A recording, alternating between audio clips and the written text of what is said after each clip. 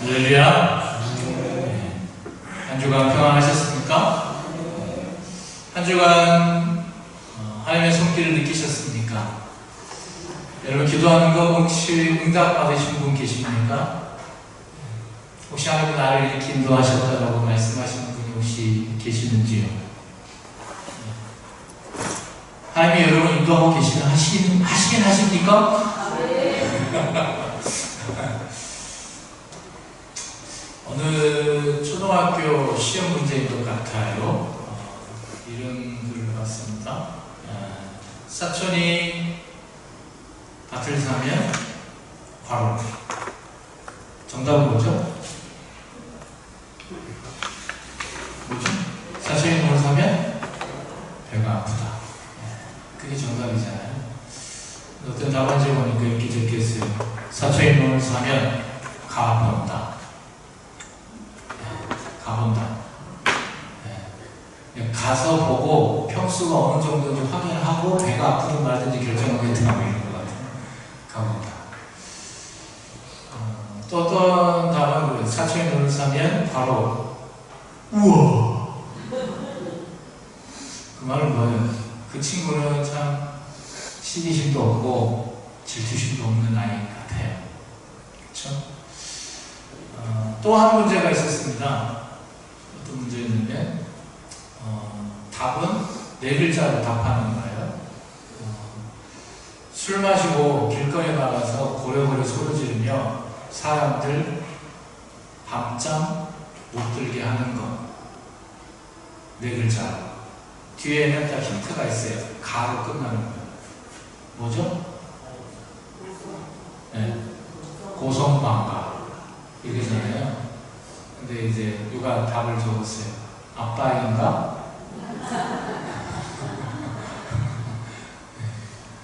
엄마인가가 아닌 게 얼마나 참 다행인지 모르겠어요. 또 이러한 질문이 있습니다. 얼음이 녹으면 과로. 이 과학 문제. 얼음이 녹으면 물이 된다. 이게 정답이죠. 근데 얼음이 녹으면 누가 이러냐면 북극곰이 문다. 그렇게 했는데 그 답안에 보면 틀렸다고 표시가 딱 돼 있는 거예요. 사실 어떻게 보면 한 번 더 생각해 보면 얼음이 녹으면 북극곰이 우는 게 당연한 거잖아요. 안타까운 상황이잖아요. 아마 그 아이는 기후를 걱정하면서 그 답을 썼던 것 같아요. 제가 왜 이렇게 질문을 드리고 하냐면 그 어른들의 생각이라는 것이 많이 고착화되어 있고 고정적이죠. 그래서 어른들의 틀에서 아이들의 생각을 다 들여다볼 수는 없다라는 생각도 들고요. 동시에 우리의 선입관이 있잖아요. 선입견. 이것으로 봤을 때는 틀린 건데 틀린 거라고 말할 수 있느냐라는 생각을 하게 된다라는 것입니다. 소대에 제가 여러분에게 말씀드렸죠. 하나님 앞에 인도함을 받으셨습니까? 아니 하나님이 여러분을 인도하고 계신 것을 믿으십니까? 라는 질문을 던졌어요. 근데 뭐 그렇게 특별한 대답은 못하시고 뭐 간증이 있으신 분은 없으신 것 같고 지난 한 주간도 그 전주와 별반 다를 바가 없던 것 같고 힘들었으면 힘들었지 더 좋아진 건 없는 것 같고 그런 생각, 이런저런 생각이 들잖아요. 예배를 드리면서도 예배에 대한 기대감은 없는 것 같고 그냥 자리에 앉아있기만 하는 것 같고 오늘도 내가 맡은 일 하고 나면 일주일, 이 주일은 끝나는 것 같고 그러면서 또 다른 내일이면 또 월요일이 되니까 또 한 주간의 시작이고 별 그 가운데 하나님의 인도하신 걸 느끼지 못하는 삶을 우리가 살고 있지 않는가라는 질문을 드린 겁니다. 그러면서 우리가 오늘 이 말씀을 통해서 그 질문에 대한 조그만 해답을 얻고 돌아가는 이 시간이 되었으면 참 좋겠습니다. 여러분, 오늘 본문의 기적은 예수님이 행하신 여러 기적 가운데 하나를 우리가 보게 됩니다. 일명 벳세바의 기적, 눈먼 소경이 눈을 뜬 기적에 속하는 기적입니다. 근데 이 예수님이 행하시는 방식, 오늘 말씀을 딱 들여다보면 예수님이 행하시는 방식이 우리의 마음에 걸림이 돼요. 왜냐하면 우리가 지금까지 행하셨던 방식과 좀 독특한 방법이 오늘 말씀에 쓰여져 있거든요. 그것이 무엇인지 아시겠습니까?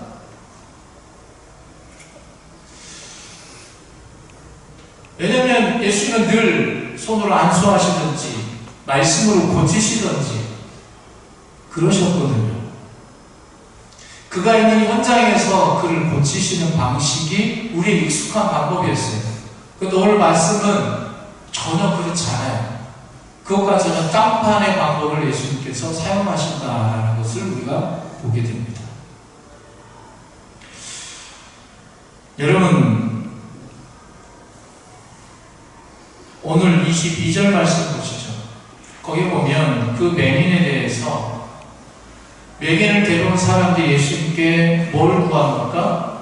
손 대시기를 구합니다.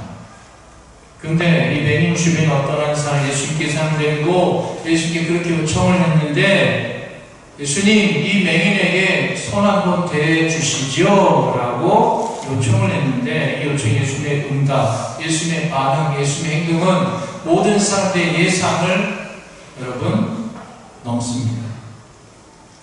하나는 방법에 있어서 그렇고요. 또 다른 하나는 장소에 있어서 우리의 예상을 뛰어넘습니다. 21절 23절 다시 한번 들여다보시죠. 우리 함께 읽을까요? 시작. 벳세다 이름에 사람들이 맹인한 사람을 데리고 예수께 나와 손 대시기를 구하거늘 예수께서 맹인의 손을 붙잡으시고 마을 밖으로 데리고 나가사 눈에 침을 뱉으시며 그에게 안수하시고 무엇이 보이느냐. 여러분, 사람들이 환자를 데리고 예수께 왔습니다. 그리고 환자를 대신하여 고쳐달라고 구하는 것까지는 혹시 예수님의 기적에 대한 여러 사건들을 떠올리시는 분들은 동일한 패턴이다라는 생각을 합니다. 그런데 그들의 요청을 받으신 예수님께서 오늘은 그 맹인의 손을 붙잡으시고 마을 밖으로 그리고 침을 뱉으시고 안수하시고 라고 매우 독특한 방법이 쓰여져 있다라는 것이죠. 여러분, 제가 처음에 말씀드린 초등학교 시험 문제와 같은 그 내용과 연관지어서요, 여러분들 인간들의 지식과 과학이 발달하면 할수록 생겨나는 중요한 패턴이 있습니다. 그것 때문에 우리 아이들이 참 괴롭습니다. 뭐냐면 공식이에요. 이론이에요. 사실 우리 아이들이 공부하는 내용들이 사실 공식과 이론이거든요. 그런데 인간들이 만들어 놓은 그 공식과 이론은 계속해서 깨어집니다. 왜요? 새로운 이론과 새로운 공식이 만들어지면 깨어지고 부서지는 것입니다. 그게 당연한 거잖아요. 그런데 여러분, 저는 개인적으로 우리 신앙에 있어서도요, 위험한 게 있다면 바로 이겁니다. 신학을 공식화하는 겁니다. 신학을 이론화하는 것입니다. 여러분, 이러한 시도는요, 매우 위험합니다. 왜냐하면 이것이 우상을 만드는 시도가 되기 때문에 그렇습니다. 여러분, 구약시대에 보면 출애굽한 이스라엘 백성들에게 하나님께서 10계명을 주셨죠. 여러분, 10계명 중에 여러분 첫 번째가 뭡니까?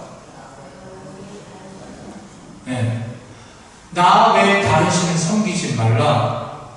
쉽게 올려면 1하면 1절 하나님 외에 다른 신을 섬기지 말라. 이렇게 보시면 편해요. 2가 뭡니까? 우상을 만들지 말라. 2, 달을 이자 써서 다른 하나님은 하나, 둘이 아니다. 십계명의 가장 중요한 계명 중에 하나가 뭐냐면 두 번째, 우상을 만들지 말라.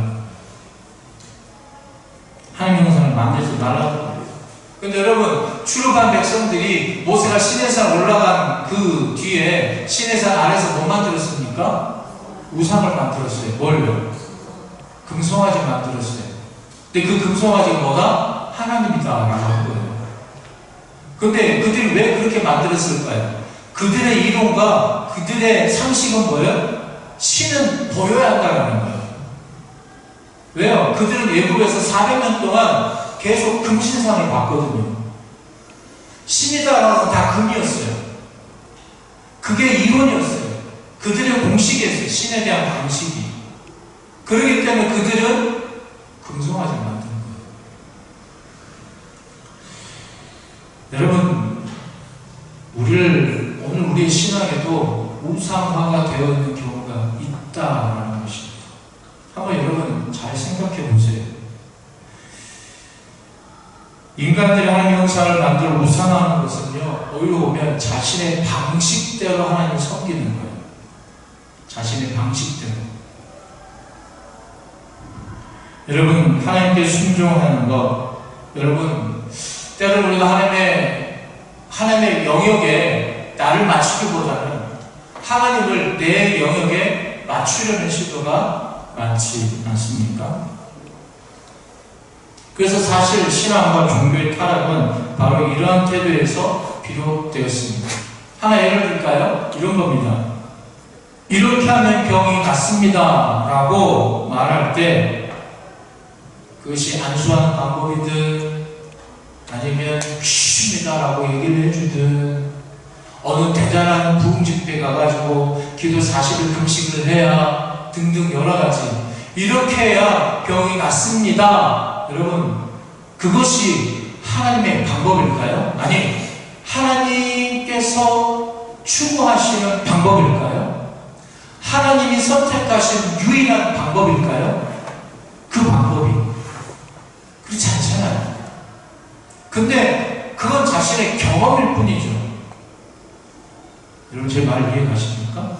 이것이 우리의 경험일 뿐이지 이것이 이론화되고 공식화되면 큰 문제예요.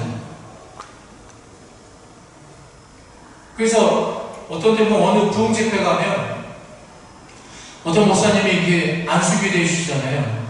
그러면 아주 그 앞에 물밑에 와요. 물론 사모함이죠. 하나님께서 그 목사님의 손을 통해서 기적을 베푸시는 사모함이죠. 근데 그것만이 답이다라고 생각하는 분들이 있다고요.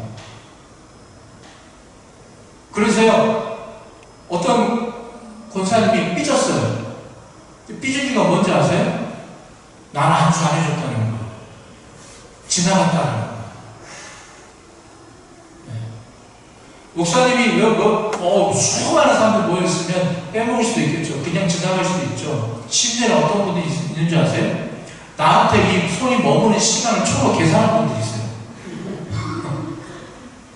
그러면서 나는 3초였어. 실제로 어떤 부흥사람들이 그래요. 터치만 하고 넘어가는 분들도 있어요. 근데 여러분, 제가 주는 것처럼 이렇게 하면 병이 낫습니다 라고 말할 때 그것이 하나님의 유일한 방법이냐라는 거예요.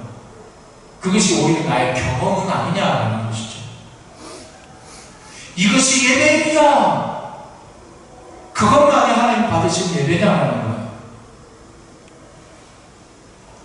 여러분, 가인의 제사, 아벨의 제사 기억나시죠? 가인의 제사는 하나님께서 받으셨어요? 안 받으셨어요? 안 받으셨어요. 아벨의 제사는 받으셨어요. 가인은 그냥 대충 드렸고 아벨을 열심히 드렸느냐, 그런 건 아니잖아요. 근데 성경은 분명히 얘기합니다. 하나님은 가인 제사와 가인을 받지 않으셨다. 근데 아벨의 제사는 아벨의 제사와 아벨을 받으셨다. 그것은 무엇입니까? 삶이 동반되지 않는 제사는 받지 않으셨다는 거예요. 아무리 멋들어진 예배를 드려도 우리가 공식하고 이론화된 예배를 드렸다 할지라도 진정한 하나님을 향한 우리의 마음을 드리지 않는, 우리가 예배 아까 말씀 전에 불렀던 찬양, 내 마음의 한 자리, 그 한 자리 앞에 온전히 드리지 못하는 예배는 아무리 공식화 이론 맞다 할지라도 그 예배를 받지 않으신다는 거예요.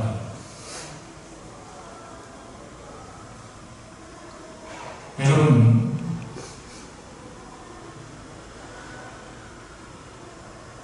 예수님의 일하심, 예수님의 방법, 우리의 생각과 우리의 지혜와 우리의 경험에 가둬둘 수 없는 것들임을 우리는 인정할 수 있기를 축복합니다. 여러분 기억하십시오. 성령님의 역사는 우리의 방법과 생각에 머무는 분이 아니다라는 겁니다. 우리가 성령님의 역사에 순종하기로 작정하면 성령님은 우리를 계속해서 인도하시지만 성령님은 이런 분이야 라고 규정하는 순간 성령님은 그런 방식으로 더 이상 일하지 않습니다. 성령님의 역사가 없는 것이 아니라 성령님의 역사가 우리의 의지에 제한받지 않으신다는 말씀을 드리고 있는 것입니다.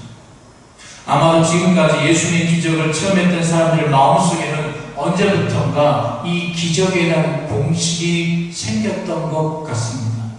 손을 대셔야 된다. 그러니까 이 맹인을 예수님께 데리고 와서 하는 말에 다짜고짜 예수님 손대 주십시오 라고 얘기하는 거예요. 마치 마이다스의 손처럼 손 대기만 하면 황금으로 다 변하는 것처럼 예수님이 손 대기만 하면 다 병 고칠 것이다. 회복이 일어날 것이다. 능력이 일어날 것이다. 그렇게 생각했다라는 것입니다. 그래서 조금 더 여러분 극단적으로 얘기하면 기적을 바라는 마음에 자신의 공식대로 예수님을 조종하고자 하는 마음이 있었던 것은 아닐까 생각이 든다는 것이죠. 그런 면에서 여러분 제가 서두에 드렸던 질문, 하나님이 여러분의 삶을 인도하고 계십니까? 라는 질문은 그런 의미입니다. 혹 나는 내가 생각하는 하나님 이렇게 인도하셔야지 맞아. 하나님의 내 기도에 이렇게 응답하시는 거야 맞아. 하나님 함께 하신다? 하나님 함께 하신다면 내 삶 가운데 이런 일이 일어나야 맞아. 라고 내 안에 나도 모르게 공식화하고 있는 것들이 있지 않느냐라는 거예요. 그러다 하나님은 끊임없이 계속 우리를 인도하고 계시는데 우리는 깨닫지 못하는 거예요. 알지 못하는 거예요.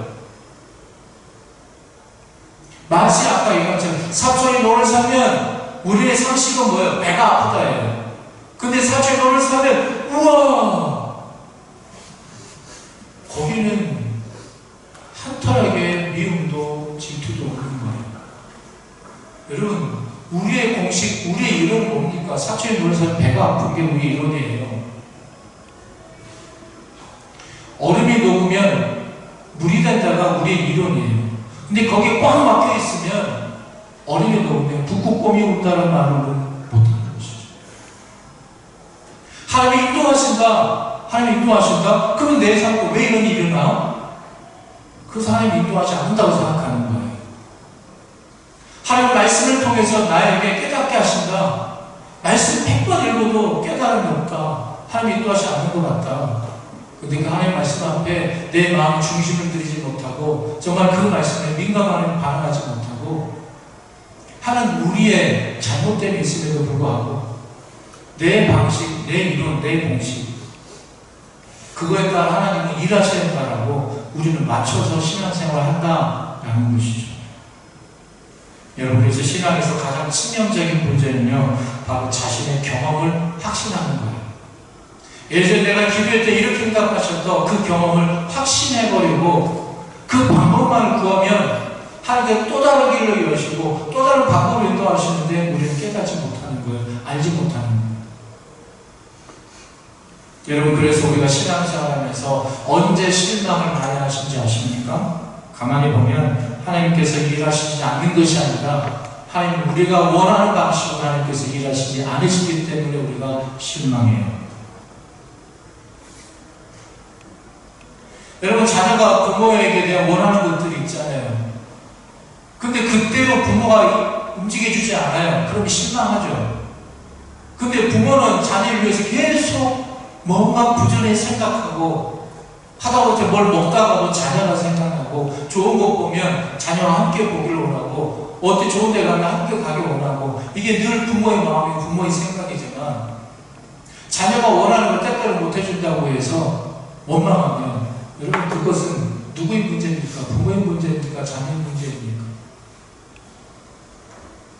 여러분 우리가 생각하는 방식으로 하나님께서 일하시지 않을 때 우리는 자꾸 실망해요. 아주 실망 안 했는데요? 여러분 우리가 생각한 하나님께서 일해 주시지 않기 때문에, 하나님이 내가 원하는 것을 해주지 않기 때문에 우리는 하나님은 나를 인도하지 않으신다라고 생각해요.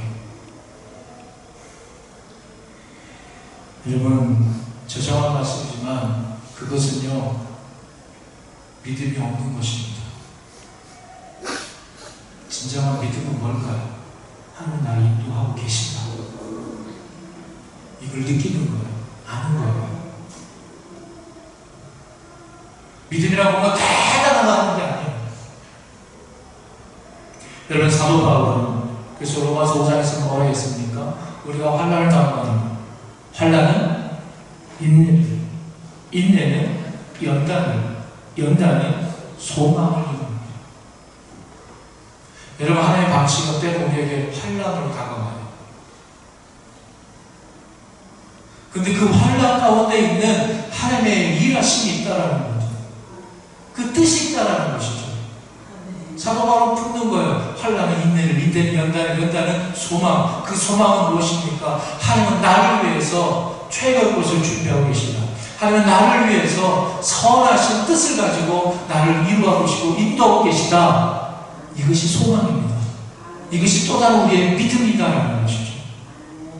여러분, 하나님께서 여러분 인도하고 계십니까? 여러분, 하나님의 인도함을 받고 계십니까? 오늘 베세다에서 일어난 기적의 이야기가 바로 그런 것입니다.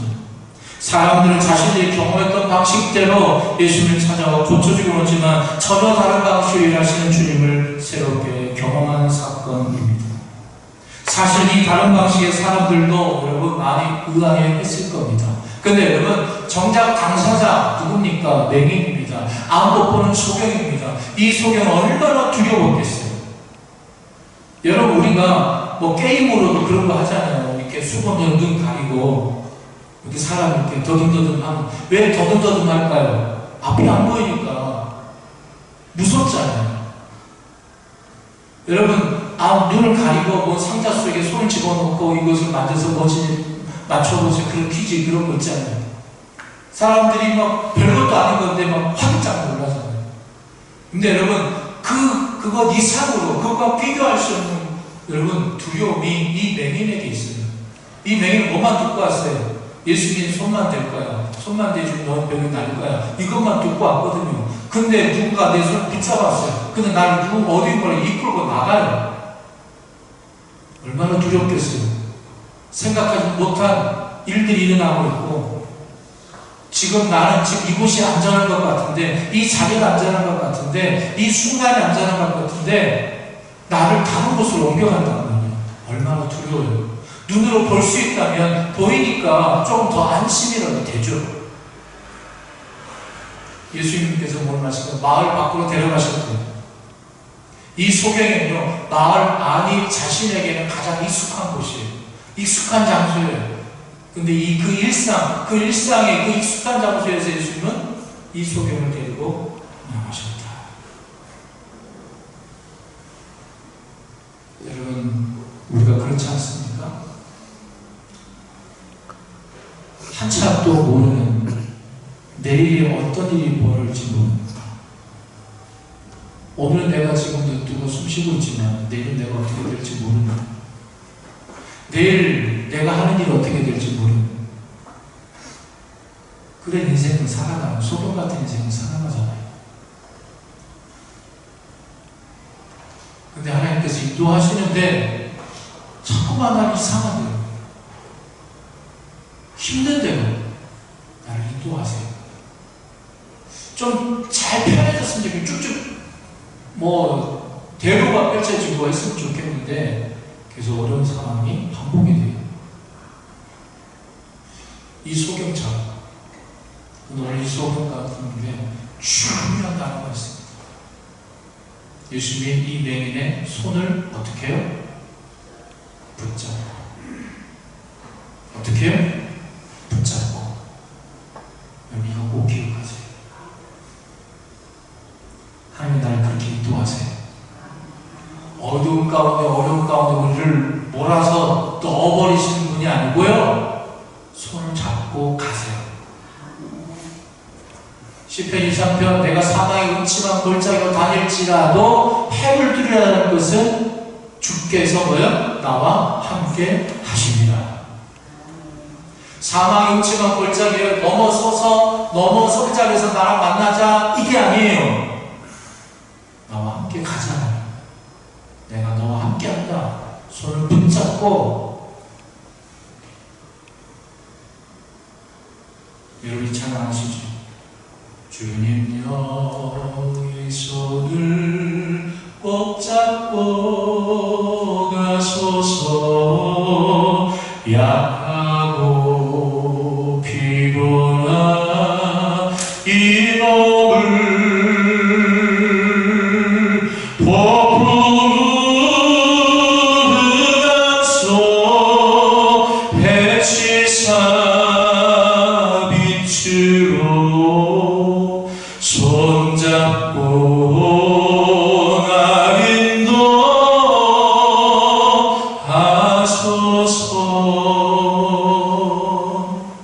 주님이 손잡고 인도하십니다. 비록 우리가 경험해보지 못한 곳으로 가고 있는지 모릅니다. 우리의 손을 붙잡고 계신다면, 그렇다면 우리는 기대를 갖고 소망을 갖고 따라갈 수 있지 않을까요? 여러분, 우리 주님께서 우리의 손을 잡고 어디로 가셨다면 그곳이 하나님의 능력을, 하나님의 임재를 경험하는 장소가 될 것입니다. 기억하십시오. 여러분, 예수님께서 제자들을 폭풍우가 폭풍우가 일고 있는 바다가 아니에요. 조만간에 폭풍우가 바다로 제자를 보내셨어요. 근데 진짜 풍랑을 만났어요. 폭풍을 만났어요. 어부 인생 가운데 그들이 처음 경험하는 파도를 만났어요. 겁에 질렸어요. 두려웠어요. 근데 예수님께서 어떻게 하셨어요? 물 위를 걸으셔서 그들에게 찾아오셨어요. 여러분, 우리가 생각하지 못한 곳에서, 뜻하지 않는 일상에서, 내가 계획하지 않은 그곳에서 여러분, 하나님께 소망을 두십시오. 그러면 그곳에서 하나님의 능력을 만나게 될 것입니다. 하나님의 임재를 경험하게 될 것입니다. 이 소녀는 싫어요. 나 이곳에 있어야 돼요. 라고 있었다면 그 마을 밖에서 예수님의 손을 붙들고 이끄시는 그 마을 바깥에서 하나님의 능력, 예수님의 치유의 능력을 경험하지 못했을 것입니다. 여러분, 이 한 주간 하나님의 인도하심을 받으십시오. 하나님의 인도하심을 기대하십시오. 소망하십시오. 때로 내가 낙심되고 어려운 상황이 온다 할지라도 하나님이 인도하고 계시고, 하나님이 내 손을 붙들고 계시고, 하나님이 내 가정을 붙들고 계시고, 내 자녀를 책임지고 계셔. 그 믿음 붙들고 소망 가운데 예수님이 이끄시는 방식으로, 예수님의 방법대로 인도함 받는 복된 한 주간 되시기를 주님 이름으로 축복합니다. 기도하겠습니다.